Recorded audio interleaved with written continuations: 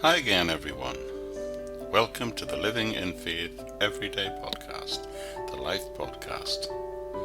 And you join me today as we are working through our series I've entitled 66 Books.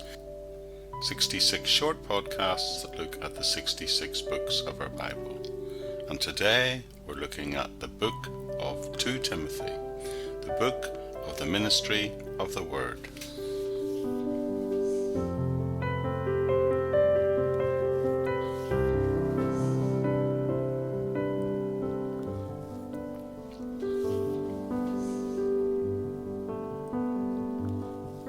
Second Timothy has been called by some Paul's swan song. It is indeed his final message and the last inspired letter he wrote.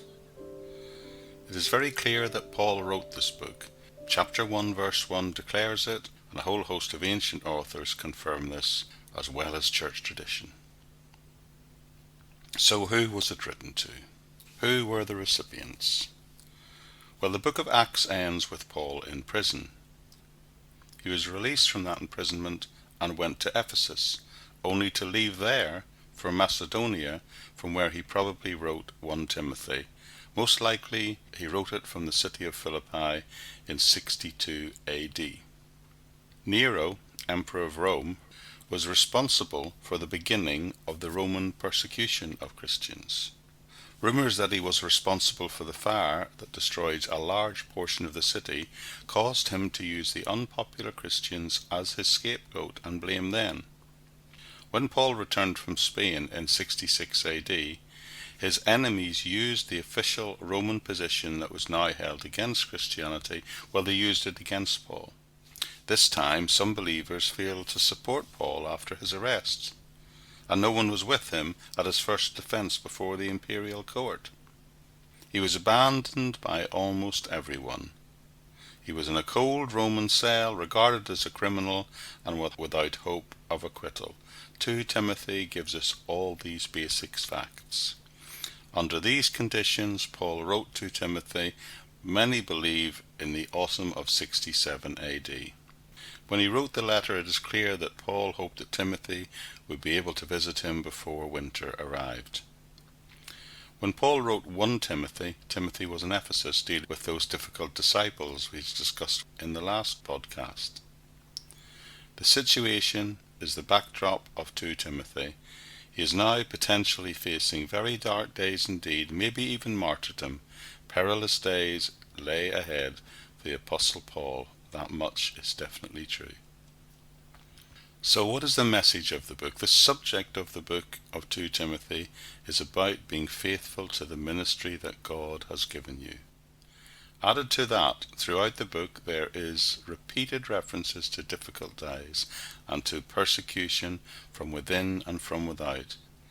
2 Timothy, like many others, follow the form of an ancient letter. With one minor exception, it does not have the usual customary prayer, which usually followed the thanksgiving at the beginning. The body of the letter is advice given in a series of commands. So very simply, the book divides into 6 main parts. The first 3 sections in the opening few verses are made up of a salutation, a thanksgiving, and a prologue. Then from chapter 1 verse 17 to 2 verse 13, Paul gives his encouragement to Timothy himself. And then from 2:14 through to halfway through chapter 5, he talks about approved workers and false teachers and what they would look like in the church of that time. And then the book concludes with Paul's last farewell. So, thinking about the purposes of this book, well, the first purpose of 2 Timothy is to strengthen Timothy, to offer encouragement to him. Rome had just outlawed Christianity, and the Apostle Paul, it seemed, might even very soon be executed. Timothy was an experienced and a seasoned veteran, but under pressure this time, especially in the light of the fact that he was about to lose, in a sense, his spiritual father. He would obviously be susceptible to discouragement. Thus Paul writes to Timothy to strengthen him and encourage him in spite of his own circumstances. The second purpose of 2 Timothy is to summon Timothy to Rome, if possible as soon as possible.